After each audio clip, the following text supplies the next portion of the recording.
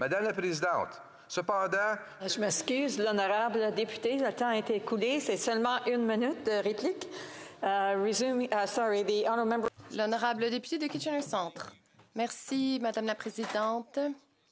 Suite à l'énoncé économique d'automne décevant d'hier, je prends parole pour continuer d'exercer une pression sur ce gouvernement pour qu'il mette fin à la pauvreté légiférée pour les gens vivant en situation de handicap. À ce jour, les gens vivant avec un handicap vivent disproportionnellement dans la pauvreté. 41 % des gens qui vivent dans la pauvreté au Canada ont un handicap. Pendant ce temps, une prestation pour personnes vivant avec un handicap est promise depuis des années et cela fait 6 mois depuis que ce Parlement ait appuyé à l'unanimité la loi sur la prestation pour les gens vivant avec un handicap, sans qu'aucun financement soit alloué depuis. Si le parti au pouvoir était sérieux, ils auraient aidé les gens vivant en situation de handicap comme ils l'ont fait avec les garderies.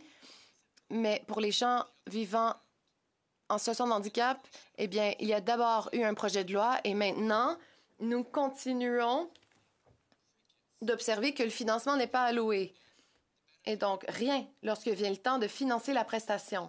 Et c'est pour cela que la communauté des gens vivant avec des handicaps demande une prestation d'urgence pour les gens vivant en situation de handicap pour reconnaître la pauvreté légiférée des gens vivant en situation de handicap comme étant une crise urgente, car ce l'est. Lors de la pandémie, le gouvernement a agi avec urgence en octroyant la PCU. Nous savons que c'est possible et nous savons que le gouvernement en est capable.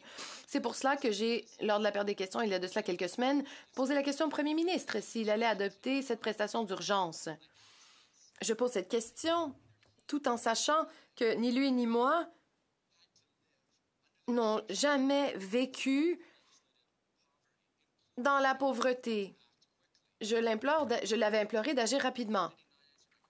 Non seulement n'a-t-il pas répondu à ma question, et non seulement ce gouvernement n'a-t-il pas adopté une telle prestation depuis, mais ensuite nous avons écouté la présentation de l'énoncé économique d'automne hier, donc rien pour cette prestation pour les gens vivant en situation de handicap, rien pour la prestation d'urgence non plus. Et c'était surprenant, étant donné les mots de la vice-première ministre et de la ministre des Finances sur cette question. Lorsqu'on lui a posé la question dans les médias, une semaine avant le dépôt de l'énoncé économique d'automne, elle a dit, et je cite, « Nous ne pouvons pas tout financer ».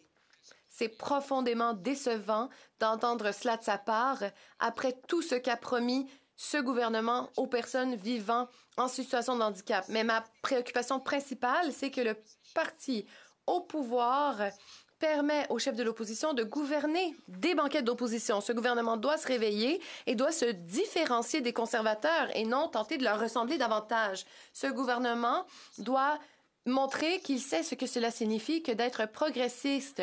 Il doit être clair et indiquer clairement que les gens vivant en situation de handicap ne sont pas seulement là pour prendre des photos avec les députés du parti au pouvoir. Une fois de plus, aujourd'hui, les gens vivant en situation de handicap continuent de vivre dans la pauvreté. Et malgré tout la fanfare lors de l'adoption de la loi sur la prestation pour les gens vivant en situation de handicap, rien n'a changé pour les gens qui vivent avec un handicap partout au pays. Et donc, voici ma question au secrétaire parlementaire. Quel était l'objectif d'adopter la prestation canadienne pour gens vivant en situation de handicap si ce gouvernement n'a aucunement l'intention de financer cette prestation? L'honorable secrétaire parlementaire au ministre de la Diversité, de l'Inclusion et des gens vivant en situation de handicap. J'aimerais remercier le député de Kitchener-Centre de sa question et de son plaidoyer. Notre gouvernement comprend que bon nombre de Canadiens vivant avec un handicap ont besoin d'aide financière supplémentaire et c'est pour cela que nous avons créé la prestation canadienne pour les gens vivant en situation de handicap. Mais nous ne gaspillons pas de temps. L'adoption du projet de loi C-22 était un jalon important. Notre gouvernement a un engagement solide et indéfectible envers la création d'un Canada exempt d'obstacles et inclusif pour tous. Je veux remercier tous les parlementaires qui ont adopté l'adoption de ce projet de loi important. Cet été, nous avons examiné examiner le processus de mobilisation pour l'élaboration des règlements. Nous avançons dans notre engagement à créer et à mettre en œuvre une nouvelle prestation canadienne pour les personnes en situation de handicap dès que possible. This is a big undertaking, Madam Speaker. We must make sure it's done properly and done well. We can't cut corners. We must respect the regulatory process. We must provide opportunities to persons with lived experiences to contribute to the benefit regulations. The disability community must have its say in how this benefit will look. This is required by the Canada Disability Act. We are now actively engaging with a variety and numerous stakeholders. This includes persons with disabilities from a range of backgrounds, provincial and territorial governments, and Canadians at large. We're working together in developing the regulations. La ministre de la Diversité et des personnes en situation de handicap et moi avons tenu plusieurs tables rondes avec la communauté qui a généreusement partagé ses perspectives et ses expériences. Last week, we launched La semaine dernière, nous avons dévoilé un outil en ligne qui permettront aux Canadiens de faire entendre leur voix. Nous avons analysé ces intrants. Cela est très précieux. Cela nous permettra de rédiger des réglementations réfléchies. Et l'ébauche de la réglementation sera publiée dans la Gazette canadienne. Cela donnera aux Canadiens l'occasion de donner leur rétroaction.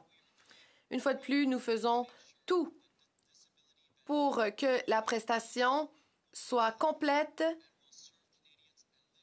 et qu'elle permettra aux gens qui vivent des difficultés financières à se remettre sur pied.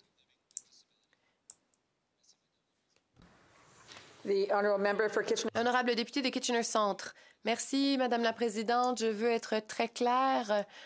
Le secrétaire parlementaire a raison. Les gens vivant en situation de handicap doivent être impliqués de manière importante dans la collaboration visant à élaborer la réglementation. C'est un amendement que j'ai proposé en comité qui avait reçu l'approbation du comité. C'est maintenant la loi. Personne ne débat du fait que les gens vivant avec un handicap doivent être impliqués dans la conception de la réglementation. Là où je veux en venir, c'est que les libéraux n'ont pas besoin d'attendre la fin de la rédaction des réglementations pour allouer du financement. Dans le cas des garderies, le financement avait été octroyé en premier et la législation avait suivi. Le gouvernement aurait pu faire de même pour les gens vivant en situation de handicap, mais ils n'ont rien fait au cours des 6 derniers mois et le temps file pour les gens qui vivent en situation de handicap. Vont-ils honorer leurs promesses et financer cette prestation? L'honorable secrétaire parlementaire. Madame la Présidente, nous avançons le plus rapidement possible pour que les gens puissent bénéficier de cette prestation. Nous voulons mener de vastes consultations avec la communauté des gens vivant en situation de handicap et nous voulons tenir compte de la rétroaction de l'expertise et du vécu de la communauté des gens en situation de handicap. Nous faisons tout ce qui est nécessaire pour bien faire les choses. Depuis le début, notre gouvernement a été engagé à appuyer les Canadiens vivant en situation de handicap. Hier, notre vice-première ministre a déposé la prochaine phase de notre gouvernement, un plan pour créer des bons emplois de la classe moyenne et pour faire croître notre économie inclusive. Cette communauté fait partie de notre société et de notre économie. Nous allons mener de vastes consultations auprès de la collectivité. C'est dans l'esprit du rien pour nous sans nous. Nous voulons veiller à ce que toutes les voix soient incluses, surtout ceux des Canadiens vivant avec un handicap. Merci. La motion pour adjourner La motion pour ajourner la Chambre est réputée adoptée.